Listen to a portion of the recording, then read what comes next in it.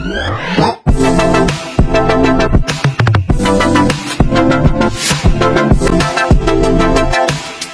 a nice day, welcome. Nandito na po tayo muli. Ang issue ng sniper na ito is hindi siya umandar. Okay, tingnan natin kung bakit hindi siya umandar, mga kagrasa. Ayan, mga kagrasa, ang kanyang Kickstarter is medyo wala siyang laman. Yan, mga kagrasa. Okay, tingnan natin, buksan natin, mga kagrasa, kasi ang lambot ng Kickstarter. Buksan natin kung ano talaga ang nangyari. Okay, kunin natin yung lahat ng sagabal sa pag-pull out natin sa cylinder head. Itong kanyang radiator, mga kagrasa. Kunin natin ito.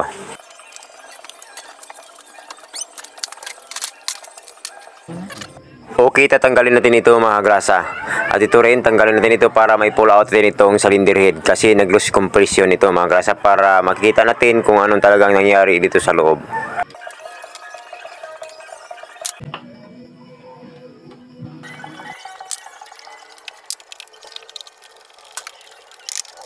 At ito rin ang kanyang cylinder head cover. Itong ating tinatanggal is ito ang apat na cylinder head stud bolts. Okay, tatanggalin natin ito para may pull out natin itong cylinder head.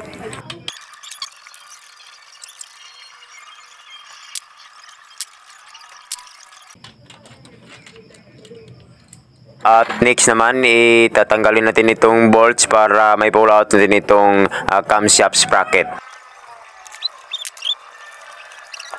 Okay, ito ang kanyang camshaft sprocket, mga kagrasa.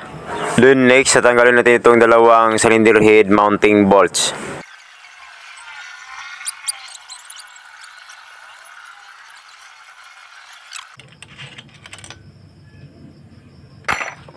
Okay, ito na ang cylinder head. Makikita natin kung ano talaga ang nangyari dito sa loob.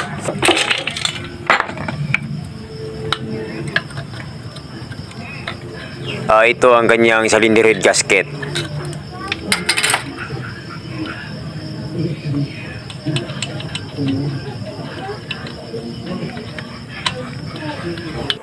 Ito pala, mga kagrasa, ito bumubuka itong isang valve.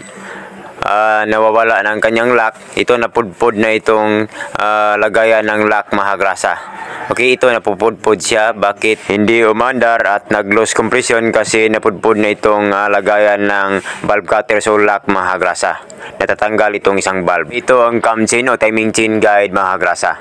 Okay, linisin natin ito. Ialis natin itong carbon, mga kagrasa. Okay, ito ang kanyang tama ng valve. Buti na lang hindi nabasag itong piston. O yan, mga kagrasa. Okay, ito ang kanyang rocker arm shaft. At ito naman ang kanyang rocker arm, mga kagrasa. At ito naman ang kanyang camshaft. Tatanggalin natin itong kanyang valve cutter so valve lock, mga kagrasa.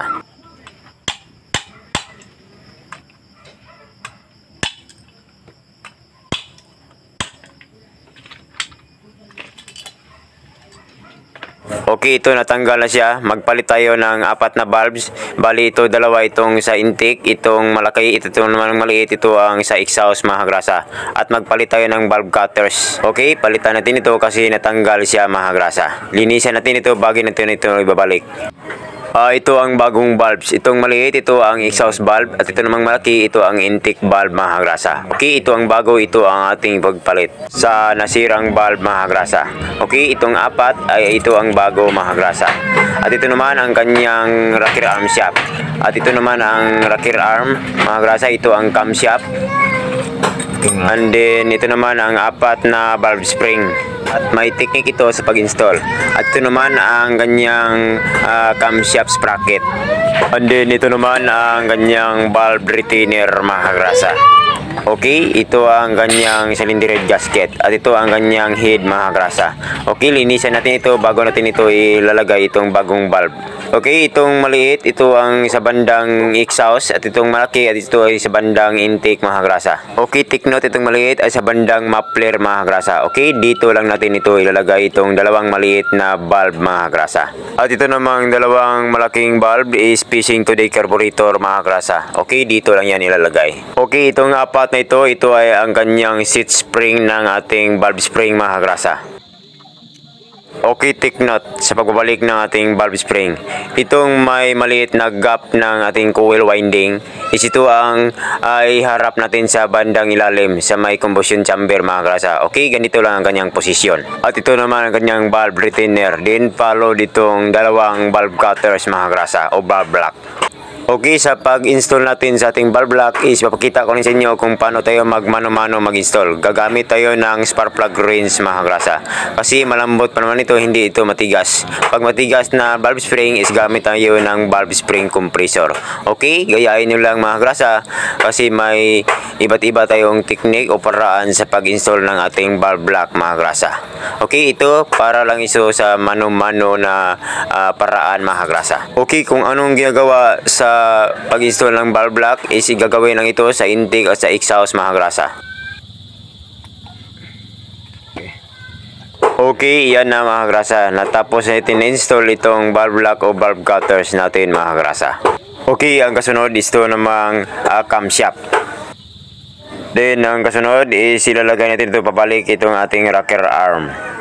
Okay, dito lang yan nilalagay itong sa intake at sa itong isa naman mga grasa is ito naman sa bandang exhaust.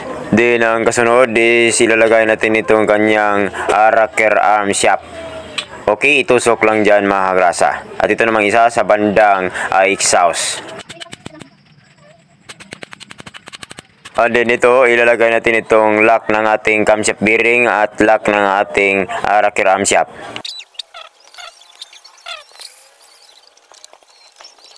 Okay, take note sa paglalagay natin ng cylinder head at sa pagsagawa natin ng TDC o top dead center is ito tingnan ito mga grasa. Itong timing mark ng ating flywheel, timing T-mark. Okay, tingnan ito mga grasa. Ito, nakatap ang piston sa ating cylinder block. Okay, ilagay muna natin itong kanyang cam chain guide o timing chain guide mga grasa. At ito naman ang timing chain. And then sa pagbalik ng ating cylinder head gasket is huwag kalimutan na maglagay ng konting gasket maker para iwas leaking mga grasa. Okay, ito ibabalik natin ito ang ating cylinder head mga grasa.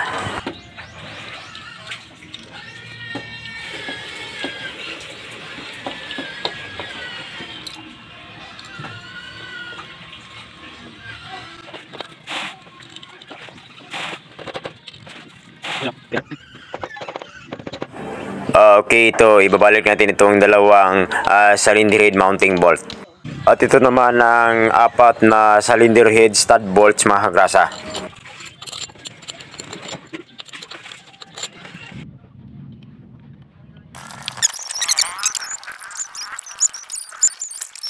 Okay, take note bago ibalik itong camshaft sprocket at magsagawa ng TDC o mag-top dead center is ito tingnan itong tinuturo ko kanina. Ang timing T-mark sa flywheel dapat makikita dito sa timing hole cap mga grasa bago ito ilalagay ang camshaft sprocket natin. Okay, ito ang kanyang timing mark mga grasa. Itatapat lang dito sa cylinder head mga grasa. Itong marking na ito. Itatapat lang itong marking sa ating camshaft sprocket ito mga grasa. Dapat magkatapatan itong dalawa bago natin ito ilalagay itong camshaft sprocket natin mga grasa. Okay, take note, huwag galawin ang flywheel para hindi magiba ang kanyang timing T-mark sa flywheel para maitapat itong mga marking niya mga grasa. Okay, ito ang kanyang timing T-mark.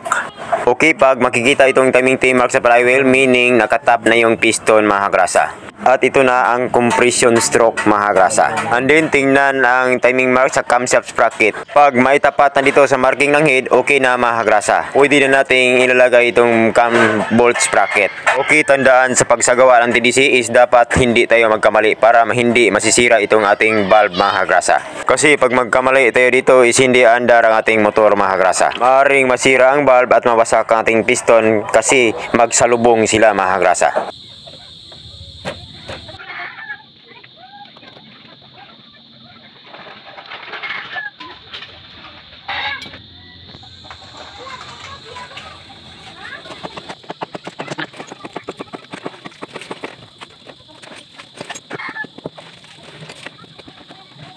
Ito na mga grasa, since natapos na itong ating top overhaul, pinapalitan ng valve kasi hindi ito andar mga grasa. At ito na, subukan natin itong pandarin.